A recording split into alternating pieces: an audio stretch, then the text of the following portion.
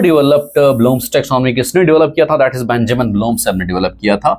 In which year was Bloom's taxonomy first published? 1956 में बेटा। जैसे पहले बताया, what is the first level of Bloom's taxonomy, और वो भी फर्स्ट लेवल किस में? कॉग्निटिव डोमेन में बेटा। दैट इज रिमेंबरिंग, या अगर नॉलेज आ जाए तो फिर भी ठीक है,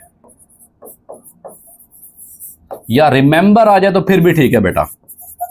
रिमेंबर या रिमेंबरिंग या नॉलेज एक ही बात है। और ये ब्लूम्स टैक्सोनॉमी का बेटा कॉग्निटिव डोमेन था बेटा, कॉग्निटिव डोमेन बेटा। उसके बाद देखिए, which of the following is a की वर्ड फॉर रिमेंबरिंग लेवल?